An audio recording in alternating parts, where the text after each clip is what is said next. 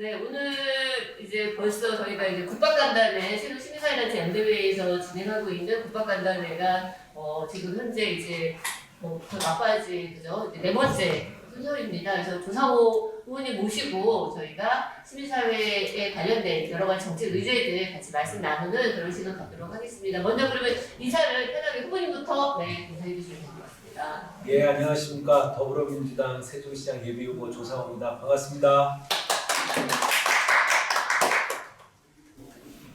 그러면은 소개 네.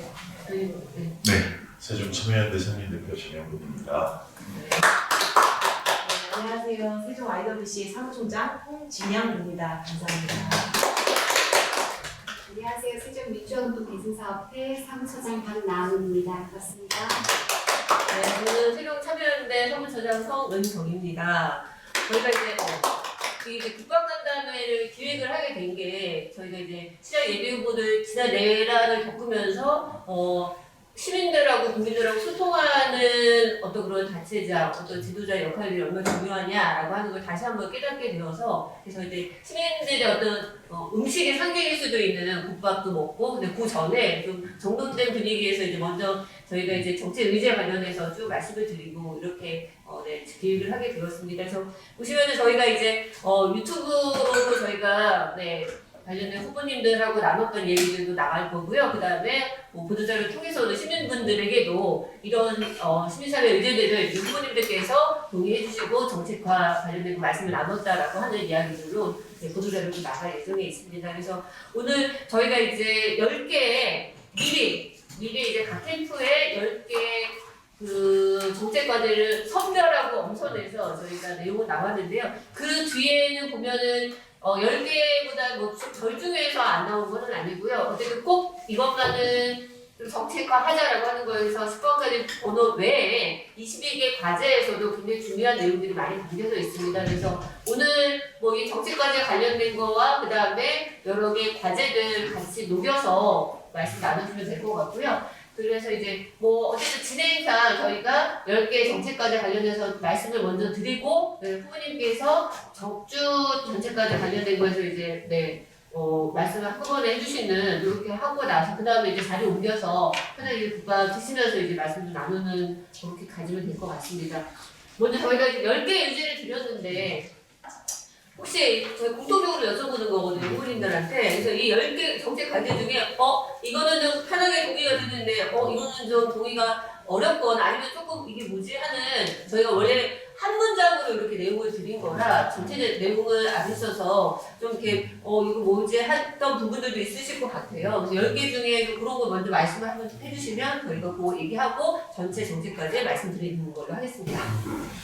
일단은 우리 세종시 발전을 위해서 시민사회단체 연대회의에서 뜻깊은 자리를 만들어주신 것에 대해서 깊이 감사드립니다. 주요 주제가 안전, 환경, 통일, 복지, 사회, 그리고 환경이 하나 더 있고요. 또 복지, 교육 이런 주제들이 있습니다. 그래서 대부분 시민의 삶하고 아주 밀접한 관계가 있고 또 생태를 보존하는 문제 그리고 특히 복지 중에서 최근에 중요한 과제를 떠오르고 있는 웰가인 문화 그리고 교육 의제들도 있어서 저는 기본적으로 10개 의제에 대해서 다 동의하는 입장을 밝혔고요. 근데 이게 이제 말씀하신 대로 단 문장으로 돼 있잖아요. 그러니까 예를 들면 장남들을 보존하자라는 거에 대해서 원칙적으로 동의를 하면서도 결국은 우리 시민들 아니면 세종시의 정체성이 담겨 있는 공간이 저는 우리 중앙복지라고 생각을 하는데 저는 기본적으로 생태를 지키고 자연을 보존하되 사람과 자연이 공존할 수 있는 그런 문화와 지향점이 있었으면 좋겠다. 그러니까 일반 시민들이 만약에 이제 오해를 하는 경우도 있어요. 우리가 자연을 보존하자라고 얘기하면은 쉽게 말하면 사람 접근하면 안 되는 건가? 그러니까 우리가 시민사회 운동 중에서 약간 시민들하고 좀 더 소통이 좀 필요한 부분들이 사람과 자연이 공존한다라는 원칙에 대해서 잘 이해를 좀 했으면 좋겠다. 그러니까 우리가 야생동물을 보호하고 또 지역의 생태 환경을 유지하는 것은 사람과 자연이 함께 어울릴 수 있다는 것을 목표로 해서 했으면 좋겠다 이런 생각이 하나가 있고요. 그 다음에 제가 특별히 더 의견을 내는 것보다도 시민사회 전담부서 설치와 관련해서 제가 시민청이라는 공약을 냈어요. 근데 저희가 그동안 운영해 오고 있는 이제 시민주권 회의라는 이제 시민 참여 소통 기구가 시간도 이제 거의 10년이 다 돼갔을 테고 운영을 하고는 있는데 한번 정비를 좀 했으면 좋겠다. 그러니까 시민이 참여는 하고 있으나 그게 우리 시정의 정책에 어느 정도 적극적으로 반영되고 그 논의가 생산적인 결과를 이어가느냐에 대해서 제가 약간 한번 크게 정비를 좀 했으면 좋겠다. 그래서 지금의 시민주권 회의보다 좀 더 시민들이 주체적이고 좀 더 능동적인 형태로 시민 의제를 발굴하고 그게 공론화되고 그게 특히 정책으로 가는 동안에 가급적 공공부문이 직접 개입하는 것보다는 시민들이 좀 주도하는 형태가 됐으면 좋겠다 이런 생각이 좀 있어요. 그래서 어떻게 보면 운영은 조금 더 어려울지는 모르겠지만 저는 가급적 시민 목소리가 중간에 어떻게 보면 편의에 의해서 관의 필요나 편의에 의해서 내용이 많이 깎이거나 아니면 원취지가 좀 훼손되지 않는 형태가 됐으면 좋겠다 이런 생각을 좀 갖고 있습니다. 그리고 수만 가는 자원의 공공수거 체계 부분은 저는 표현이 공공이라는 단어가 더 중요한 건지는 정확히는 잘 모르겠고 수거 체계를 강화하자. 그래서 정말로 우리 세종시 같은 경우는 활용이 가능한 그런 자원들을 세계에서 가장 높은 수준으로 활용할 수 있는 그런 시스템을 좀 정비했으면 좋겠고 그 과정에서 공공 일자리들하고 잘 연계망을 만들어서 누군가 사람 손이 많이 가는 일이거든요. 이 일이. 그런 부분을 우리가 좀 더 메꿔주는 관심 가졌으면 좋겠다. 그런 생각이 들고 뭐 의제들 다 중요하고 다 동의하고 같이 좀 노력해서 만들었으면 좋겠습니다. 네. 어떻게 좀 간략하게 무슨 말씀을 들어봤는데요. 우선은 참여하신 단체들 먼저 제안한 것들 먼저 이제 말씀 나누고 그다음에 참여를 나누는데 지금 이제 장남들도 곧 이제 오실 텐데 관련해서 말씀 나누시면 될 것 같고요. 그러면은 오늘 참여한 단체들부터 먼저 말씀을 좀 나눠볼까요? 그래서 YWC부터 말씀해 주시면. 저희는 5번에 있는 복지, 생명 존중에 대한 연명의료, 사전 연명의료 요양제랑 웰다잉 문화 확산을 위한 정책을 제안한다고 이렇게 써져 있는데 저희가 이제 이재명 대통령께서도 말씀을 하셨듯이 웰다잉에 대한 문화와 또 사전 연명의료에 대한 걸 2월달 정도에 한 번 더 말씀을 해주셔서 저희 지역에서도 인구 대비 자살률이 지금 1위인 불명예를 갖고 있어서 생명 존중에 대한 전체적인 이제 교육이라든지 또 청소년들의 자살률이 너무 높다 보니까 너무 가슴 아픈 현실인데 이런 이제 문화를 아예 구축을 해서 교육들을 진행을 했으면 좋겠다 이런 정책들을 그래서 제안하게 되었습니다. 네, YWC 그렇고요. 그다음에 개선사업회 세종민주화운동 개선사업회는 10번의 교육과제인데요. 민주시민교육과 헌법교육을 세종시 핵심 공공정책으로 할 것을 제안합니다라는 간단한 문장인데 실은 이게 그렇게 간단한 문제는 아닌 것 같습니다. 민주시민교육이라고 하는 것에서 중요한 것이 토론할 수 있는 토론력이라고 저는 생각을 하는데요. 그런 부분들이 사실 시민들이 많이 어려워하고 뭔가 조금 의견이 다르면 굉장히 갈등의 골이 깊어지고 그런 사회적으로 점점 의견이 양극화되는 현상이 생기고 있어서 이런 부분들을 앞으로 어떻게 시민들이 공론장에서 토론할 수 있고 그런 것들이 수기 민주주의가 가능할 수 있는 그런 부분들을 해나가실 수 있는지에 대한 좀 어떤 정책이나 계획이 있으신지 궁금하고 또 하나는 그런 점에서 시민의회라는 그 새로운 그런 제도를 정책화하실 의향이 있으신지 궁금합니다. 그리고 또 하나는 이제 6페이지에 있는데요. 네, 민주화운동 기념 사업과 시민사회 협력에 대한 이제 입장에 대한 질문입니다. 사회 부분이 네, 사회 부분 6페이지 중간에 사회 부분입니다. 그러니까 현재 이제 민주화운동 기념 사업을 저희 세종미래에서 하고 있는데 이게 뭐 정당이 이제 바뀌고 막 이렇게 하면 예산이 대폭 삭감이 돼서 올해 같은 경우에 저희가 그 민주항쟁 기념 사업 하는데 예산이 지금 250만 원 책정이 됐거든요. 그래서 이렇게 들쭉날쭉한 예산으로 사업을 진행하기 상당히 어려운 부분이 있어서 대부분 시민들의 후원금 그리고 시민사회 활동하는 활동가들의 자원봉사로 모든 것이 이루어지고 있는데요. 이런 부분들에 대한 향후 계획 이런 것도 궁금하고 그리고 민주인권기념관 건립에 대한 장기 비전을 가지고 계신지 그리고 여기 세종시가 이제 그 행정수도로서 뭔가 국가 상징구역도 만들고 이렇게 하고 있는데 그런 것과 좀 연관해서 민주인권기념관 건립에 대한 비전이 있으신지 질문드립니다. 네. 많은 거를 또 이제 주셨고요. 저희 참여연대 말씀드리고 그다음에 연대회의 상임대표세요. 그래서 정영근 대표님 이제 쭉 한번 말씀해 주시고 이렇게 진행을 하도록 하겠습니다. 저희가 이제 지금 후보님께서도 말씀을 주셨는데 이제 세종에는 시민주권회의라고 하는 오래된 어쨌든 민간 협의 거버넌스 체계가 있는데요.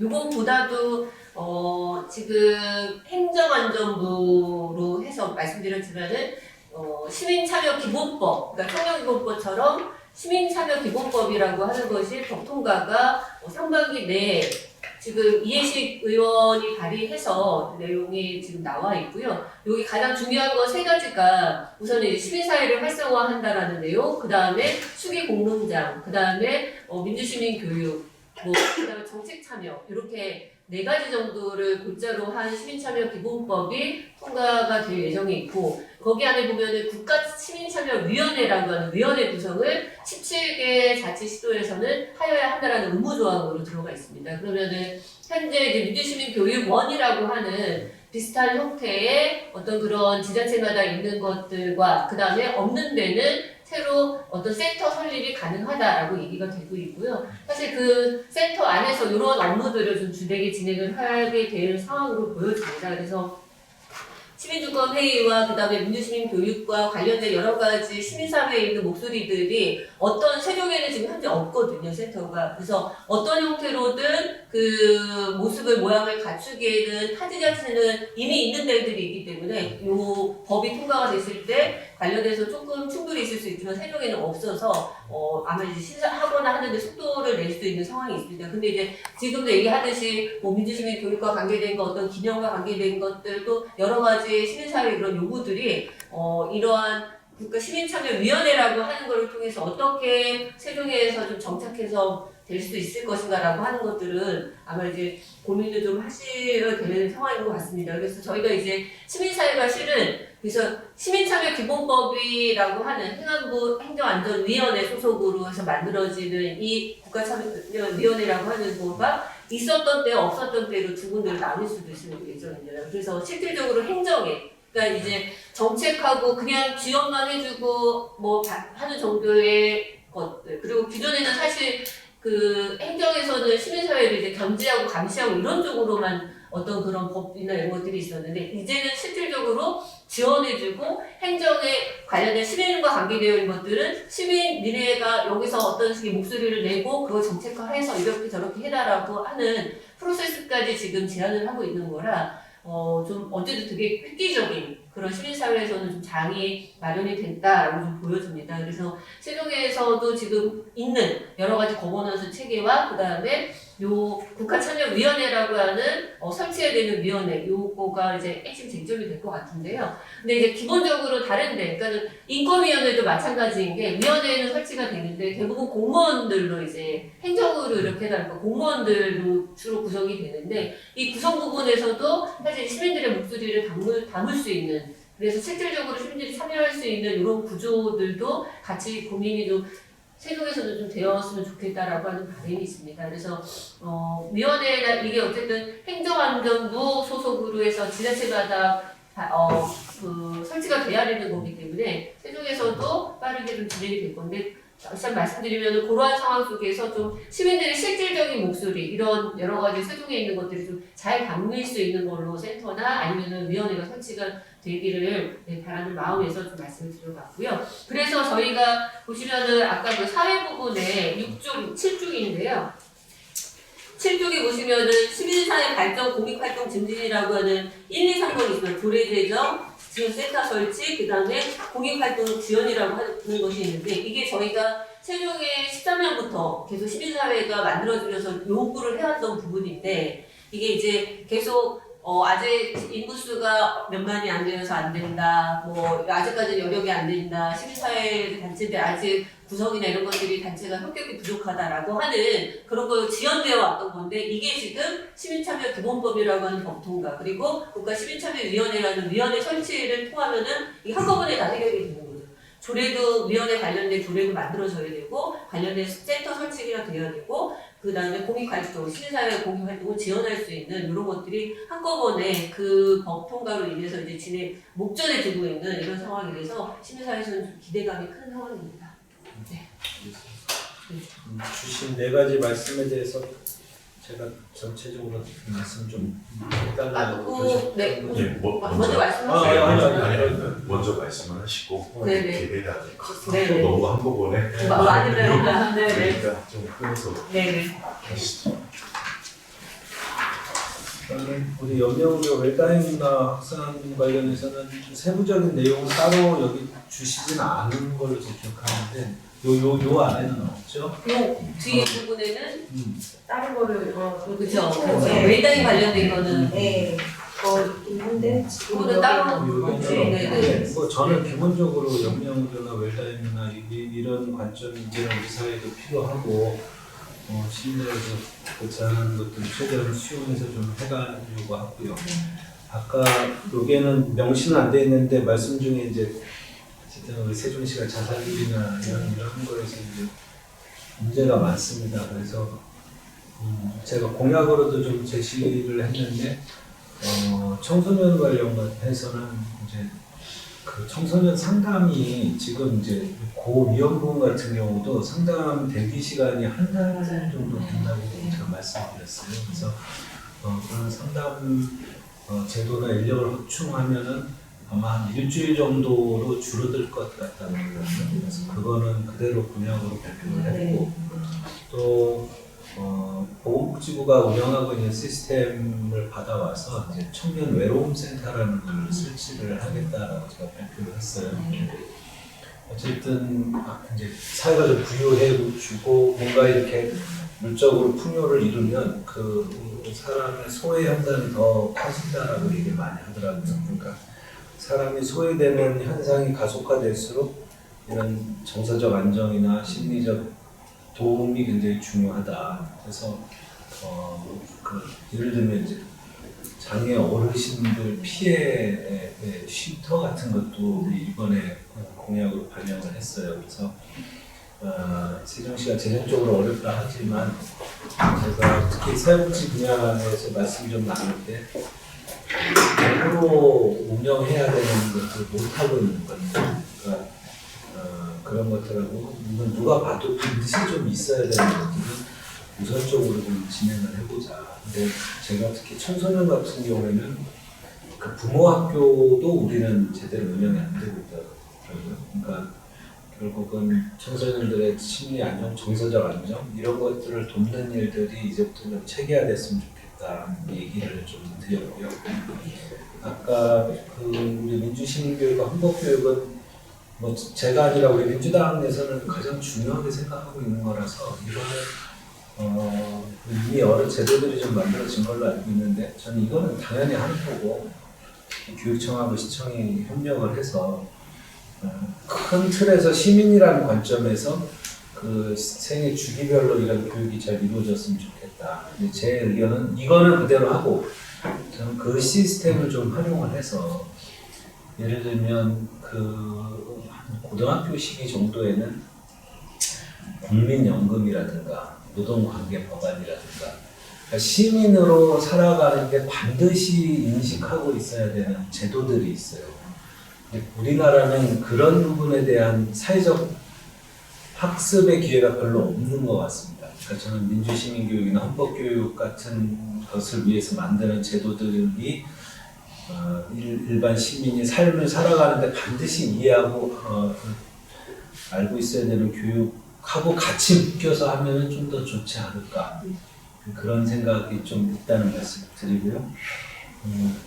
아까 말씀 주신 것 중에서 우리 민주인권기념관, 이거는 뭐 민주화운동 기념사업은 조례나 이런 게 다 제도는 돼 있는 거 아닌가요? 어떻게 돼 있어요? 조례는 다 있는데 있는데 예산 편성은 그때그때 하는 거라 이 말씀이신 거죠? 아마 조례도 좀 보완이 필요한 것 같고요. 저는 그 조례의 가급적 예를 들면 표현이 그렇게 되겠죠. 세종시는 아니면 세종시장은 민주화운동 기념사업이 원활히 진행할 수 있도록 필요한 예산 및 업무를 지원해야 한다. 이렇게 표현이 되면 상당 부분 해소되지 않을까 하는 생각이 있고요.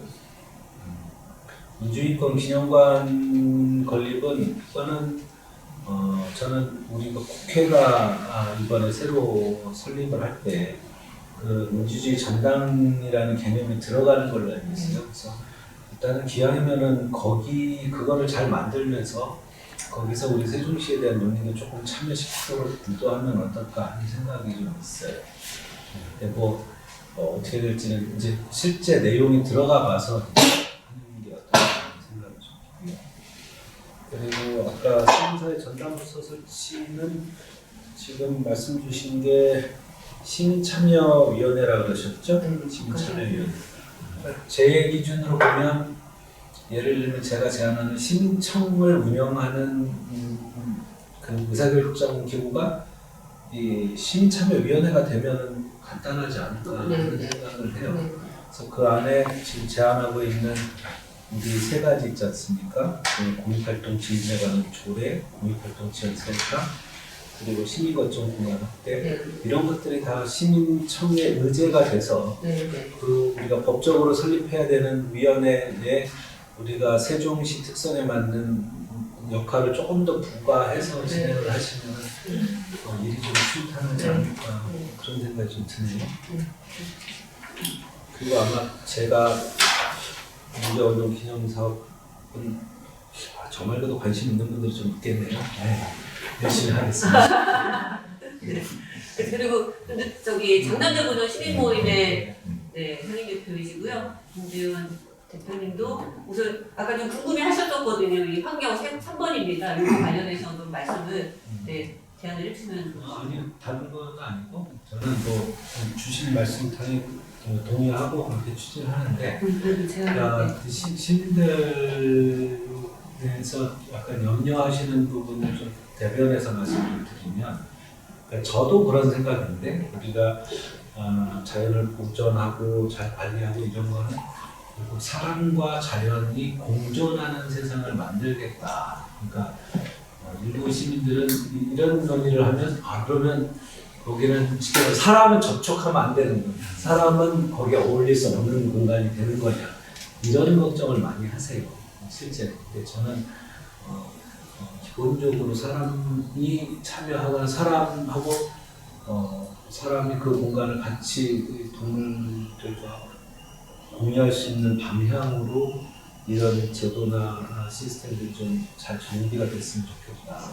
그 뒤에 이제 합감, 습지 이런 부분도 있잖아요. 근데 저는 물론 아예 개발을 금해야 되는 공간이 있을 수가 있고, 사람의 생태, 교육, 환경, 교육 장소로 쓸 수 있는 곳이 있고, 또 탐방로라든지 사람들이 같이 머물 수 있는 공간을 만들 수 있는 데도 있고, 그런 부분, 그러니까 이런 논의를 할 때는 그런 사람과 자연이 공존하는 방향에 대해서 논의를 좀 해주십사 하는 부탁이 있다. 제가 그 말씀을 좀 드리겠습니다.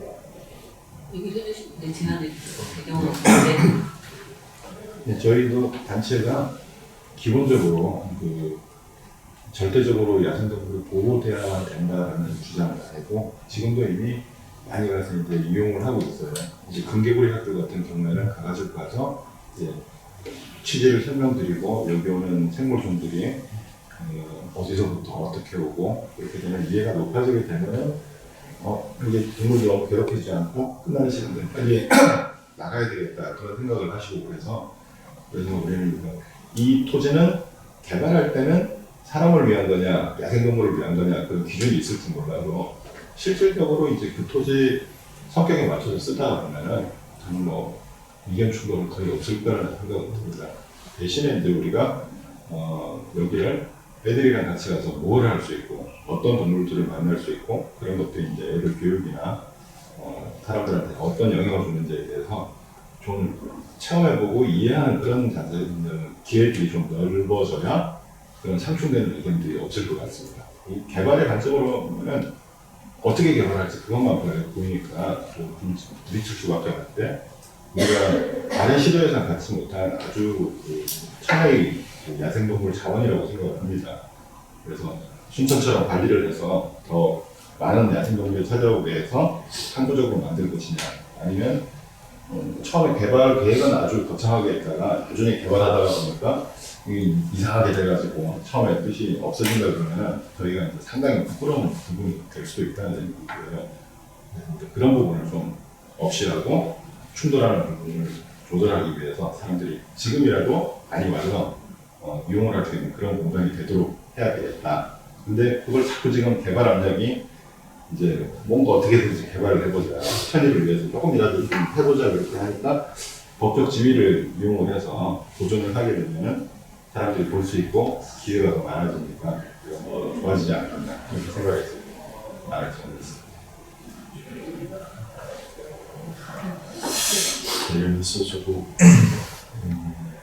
우선 이제 제한소에 담겨 있는 교육과 관련된 내용 한 말씀 하고 제한소에 좀 빠져 있는 내용까지 말씀드리고 싶은데 우선 이번에 이제 행복교육재단 요 얘기가 들어가 있습니다.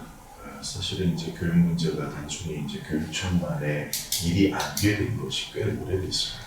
그래서 교육자치와 일반 자치가 같이 협력해야 되는 부분들, 아까 이제 우리 본인 말씀하신 것처럼 청소년들의 어떤 마음돌 검사라든지 이런 부분들이 사실은 시와 교육청이 긴밀히 협조해서 함께 추진하는 사안이고 또 제안서 내용에도 시장과 교육감과 시민들이 참여하는 상설 거버넌스 체계를 구축하는 게 필요하다. 사실은 그런 차원에서 지금 행복교육재단 얘기도 나온 것이고 지금 현재 이제 행복교육지원센터라고 시 안에 교육청과 같이 설립한 조직이 있는데 이게 사실상 해야 될 기능과 역할이 굉장히 상당함에도 불구하고 굉장히 그 기구도 좀 많이 축소된 형태고 또 실질적인 기능에서도 많은 제약들이 있다. 그래서 아이 돌보기라든지 평생교육이라든지 청소년들을 위한 재관의 정책들이 교육청 정책과 시청의 정책들이 같이 긴밀히 연계돼서 마을교육사업이라든지 이런 것들이 좀 전폭적으로 좀 제도적으로 좀 맞물려가면서 예산의 낭비 없이 예산의 효율적 집행 이런 것들을 전제로 해서 좀 확고한 거버넌스를 구축하는 게 좀 필요하겠다. 그래서 이에 대한 이제 본인 의견을 좀 여쭤보시고 한 가지는 지금 저희가 이제 이 시민단체 연대회 시민단체 내에 이제 그 청년 단체가 빠져 있다 보니까 청년 정책과 관련된 내용들 그 제안이 좀 빠져 있습니다. 근데 이제 후보님께서 이미 이제 공약 발표를 하시면서 청년과 관련된 주요 공약들을 이미 발표하신 것으로 알고 있습니다. 그래서 일자리 창출이라든지 청년 주택보 문제라든지 관련해서 이 세종시의 지속 가능한 발전의 토대가 될 수 있는 청년들의 정주, 지역 정주 이 문제와 관련돼서 시장님께서 갖고 계신 또 후보님께서 갖고 계신 정책적인 대안 이거에 대해서 조금 말씀해 주십니다. 정말 느끼나요? 우리 대표님 말씀을 들으면 대표님 말씀대로 해야 된다는 느낌이 목소리 가지고 이렇게 이대로 해야 되는 그래서 그대로 하겠다는 말씀을 드리고 행복교육 교육지원센터 18년도 공약으로 만들었던가요? 제가 만들었어요. 그때 교육청 지금 최규진 장관도 협의를 해서 그때 당시에 사실은 그때도 재단 얘기가 좀 나왔었어요. 근데 그때는 뭐 여러 가지 여건 때문에 교육지원센터였는데 최근에 좀 평가가 원취지를 잘 못 살리고 있고 인구도 축소되고 있어서 차라리 교육재단으로 좀 전환하자. 근데 뭐 저는 기본적으로 찬성하고 대신에 설계를 좀 잘했으면 좋겠다. 그래서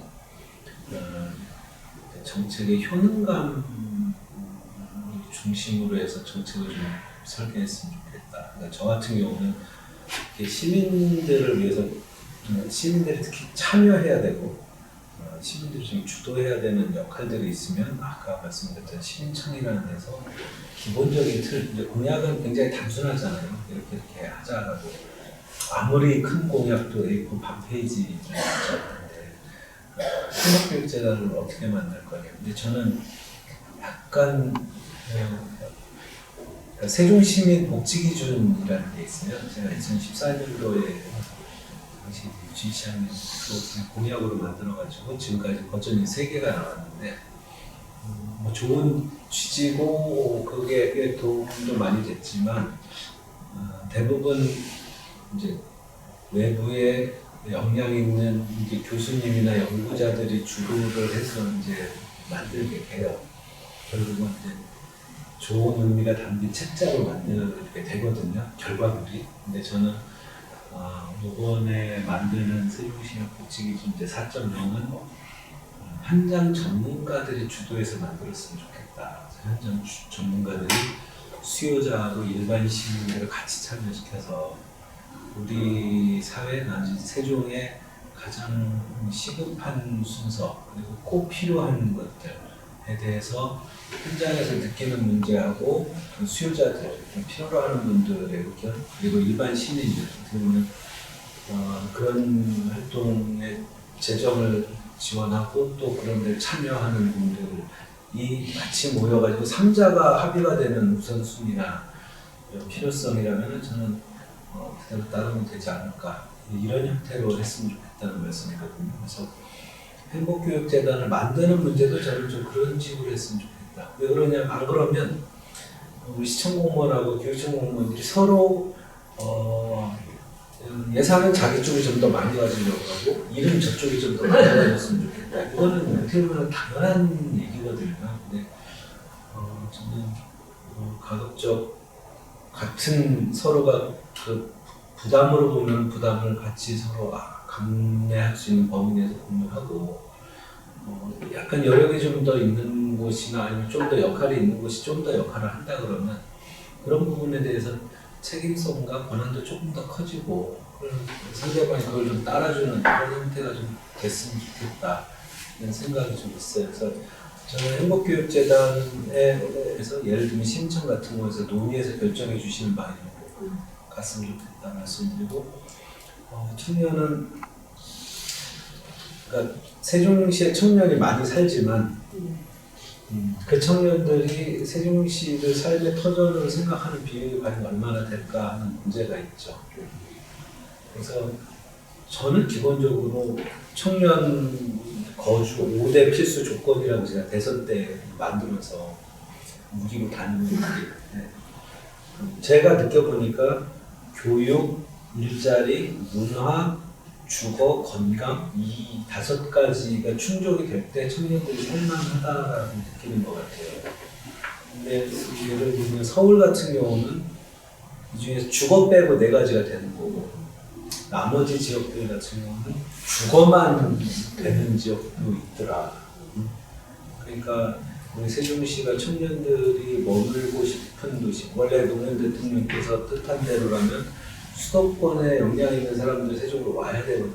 그러니까 공공부문만 오는 게 아니고 그러려면 적어도 제가 공약으로 제시하는 거는 이제 종합공급대가 필요하다는 건데 여기서 글로벌 수준에서 충분히 경쟁할 수 있는 교육 환경이 있어야 되고 또 청년들이 진짜 가고 싶은 그런 일자리도 충족이 좀 돼야 되고 그 다음에 당연히 이제는 문화적 그 경험을 할 수 없다 그러면 청년들이 살 수가 없는 시대예요.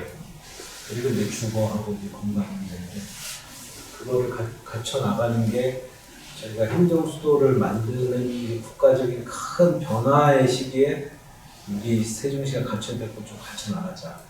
이게 제 개인적인 좀 생각이고 많은 분들이 저한테 이런 그런 것도 좋지만 그 청년의 정서적 안정이나 심리적 도움에서 제가 외로운 센터라는 것도 말씀드렸지만 그것도 상당히 우리가 관심을 많이 가져야 됩니다.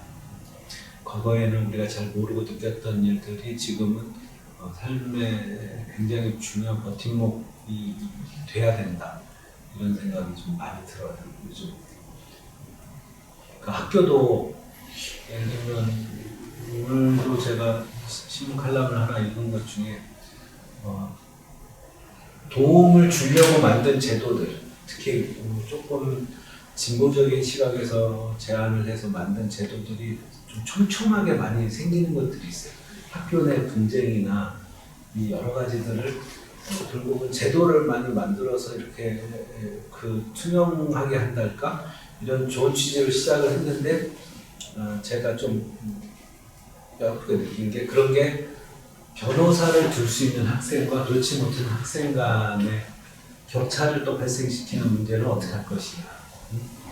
과거에는 조금 형평성이랄까 아니면 그 균형 잡히지 못한 결정이 나는 경우도 있었지만 학교 공동체 안에서 문제가 다 해결됐다. 그러니까 비판의 관점에서 보면 그랬는데 지금은 다 제도화됐는데 제도화돼서 해보니까 이제는 뭐 변호사를 대동하고 분쟁을 하고 왜냐하면 그 지금은 학내 폭력 문제하고 관련이 되면 그 가해 학생들은 자기들이 희망하는 대학을 거의 가는 게 좀 불가능해지는 수준으로 높아지고 있거든요. 이런데 그러면은 그런 사람들은 자기 인생에 사활을 걸고 대응을 하는 문제가 있어서 우리가 좋은 취지로 만드는 문제 제도들이 그 효과가 그렇게 나는지도 잘 고민을 좀 해야 되겠다. 저는 시민청을 계속 강조하는 이유 중에 하나가 일단은 시민의 뜻이 원뜻이 훼손되지 않지. 그러니까 적어도 정책으로는 모양으로는 시민의 원뜻이 가급적 그대로 반영되는 걸로 일단 만들어지고 나서 그리고 나서 우리 시에서 그거를 수행할 수 있는 수준이 어느 정도까지인지 고심을 좀 했으면 좋겠다. 그러니까 제가 주로 정책이나 공약을 만드는 일을 많이 했는데 제가 이런 뜻이 담긴 공약을 만들어서 쉽게 말하면 우리 공공에 던져주면 공무원들이 할 수 있는 형태로 제 가공이 되거든요. 그러면 사업은 하는데 원치지가 잘 반영이 안 되는 경우가 많아요. 그러니까 뭐 제가 예를 들면 조치원의 이제 도시 재생, 우리 청춘 조치원 사업들 같은 거 많이 했는데 결과적으로 그때 당시에 이제 전국적으로도 좀 관심이 높아져가지고 세종시의 도시재생 시설들이 굉장히 많이 들어섰어요. 제 입장에서 보면 그거는 원도심을 살리는 기여를 해야 되는데 실제로 현장은 확보할 수 있는 공간들을 확보해서 하는 거예요. 그러면 시민들의 동선이나 아니면 원도심을 살리는 방향이 아니라 외딴 곳에 있어요. 거의 사람들이 찾지 않는 곳에 시설들이 들어서는 경우가 되게 많아요. 근데 그런 것들을 좀 하나하나 좀 지켜봤으면 좋겠다. 여기 제안주에 유휴 공간 얘기가 나오는데 전국에 있는 유휴 공간이 어마무시하게 많습니다. 대부분 용도가 딱 정해져 있어서 바꾸질 못하고 그거를 쉽게 말하면 매각도 쉽지가 않아요. 그래서 제가 국정기획위원회에서도 그걸 의제로 좀 상의를 좀 했었는데 제 주제가 아니라서 의견만 내고 말았는데 저는 사실은 지금 이재명 정부에서 전국적으로 한번 조사를 해서 한번 털었으면 좋겠어요. 전국에 있는 우리가 특히 국가가 뭐 50%, 뭐 40%, 30% 지원해가지고 지방정부랑 지은 시설들 정확한 숫자 그리고 그게 지금 현재 뭔 목적대로 운영되는 비율 그리고 지금 문이 닫혀 있거나 아니면은 제 기능을 못하는 시설들, 그래서 이 중에서 소유가 국가인 건지 지방정부인 건지 확인해서 지방정부들은 활용할 수 있는 계획을 세워서 저는 매각까지도 포함해서 검토를 해주면 어떨까. 매각해야 될 거를 매각하고, 그리고 용도가 안 맞는 거는 용도를 맞춰주고, 그리고 그 운영 주체도 예를 들면 참여하는 것도 저도 잘 몰랐는데 지금 복컴에는 민간법인은 복컴 공간을 쓸 수가 없다고 그러네요. 저도 잘 몰랐어요. 근데 민간 법인이든 공공 법인이든 공적인 서비스를 하라고 해서 위탁을 준 거잖아요. 그러면 쉽게 말하면 제 입장에서는 서비스 기준으로 봐야지. 그게 공공의 근거를 뒀냐 민간의 근거를 뒀냐는 저는 전혀 시민 입장에서는 아니 서비스 받는 입장에서는 이 사람이 공무원인지 이 사람이 민간인지는 중요한 게 아니라 이 서비스가 공적인 서비스냐 아니냐 그렇게 보거든요. 근데 우리가 유휴시설 문제는 우리 세종시 안에서도 한번 철저하게 따져봤으면 좋겠다. 그래서 말씀을 하셨어요. 질문 못하게 하려고. 재밌 차원에서 드리는 말씀인데 이름이 중요하다고 이제 검은색 보지 말라 그러면 다 검은색만 보잖아요. 청년 외로움센터 이렇게 하면 굉장히 외로워질 것 같습니다. 그래서 청년 재미센터라고 하는 거지. 그것도 저도 네. 찬동을 하는데 네. 청년들이 정해서 저한테 제시해준 이름이에요. 근데 그렇게 하면 가고 싶을까요? 그러니까. 내가 너무 나 외로운 사람이야라는 걸 너무 티내는 것 같아서 그래서 사람들이 상담센터 잘 안 가듯이. 그러니까 제가 그래서 사실은 청년들한테 물어봤어요. 네. 근데 원래는 사실 실제로는 지금 그렇게 돼요. 시민청 안에 청년 본부를 만들고 청년 본부가 독립적으로 기능할 때 청년청으로 독립해서 자율적으로 운영하겠다라고 제가 공약을 냈는데, 그러니까 저는 그것도 지금 기성세대들이 우리가 볼 때는 외로움센터라고 하면은 이게 뭐 이런 느낌 아닌가? 그래서 지금 말씀하신 대로 그런 비슷한 얘기를 제가 했거든요. 근데 쓰겠대. 그러면 제가 뭐라고 더 말씀드릴까? 근데 어쨌든 청년들이 본인들이 필요하고 이게 꼭 있었으면 좋겠다라고 생각하는 걸 일단은 다 찾아보고, 그리고 할 수 있는 일들을 좀 해보자. 그리고 다 잘 아시겠지만 우리나라 저출산 정책하고 청년 정책만큼 가짓수가 많은 정책도 없어요. 아마 5만 뭐 100까지도 넘을 거예요. 근데 제가 항상 특히 공무원분들하고 상의할 때 말씀드리는 게, 저는 정책은 퍼센테이지로 봐야 된다. 언제나 공무원들은 아니면은 이제 저 같은 사람들은 가짓수나 아니면 이 금액으로 항상 광고를 해요, 홍보를 해요. 우리가 청년 정책을 만들어서 청년 주거, 정말 좋은 주거를 만들었다라고 얘기하면서 막 이렇게 금액을 얼마나 투입했다, 뭘 했다.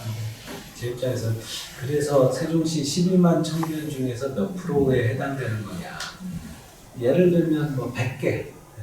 저는 그런 정책을 안 했으면 좋겠다고 생각해요. 받는 사람은 굉장히 의미가 크죠. 근데 12만 명 중에서 1%도 안 되는 정책은 안 하는 게 저는 맞겠다. 물론 이제 피해 구제라든지 이런 거는 그 개수가 중요한 게 아니지만, 제가 바라는 거는 시민청에서도 정책을 아주 세분화해가지고 각각의 요구 조건을 달고 각각의 심사를 하고, 그게 다 일이거든요. 그러면 공무원분들은 그게 제도가 그렇게 설계되면 그 일 하나만 하는 것도 한 세월이 가는 거예요. 근데 저는 가급적 그런 카테고리를 최대한 단순화하고, 그리고 많은 분들이 받을 수 없는 정책을 저는 안 하는 방향으로 좀 했으면 좋겠다. 그런 생각을 좀 갖고 있습니다. 네. 우선 뭐 1부는 이렇게 해서 여기서 마무리하고요. 국밥 드시면서 또 진솔하게 지적으로 또 요구할 것도 요구하고 이렇게 시간을 갖도록 하겠습니다. 네, 마치겠습니다.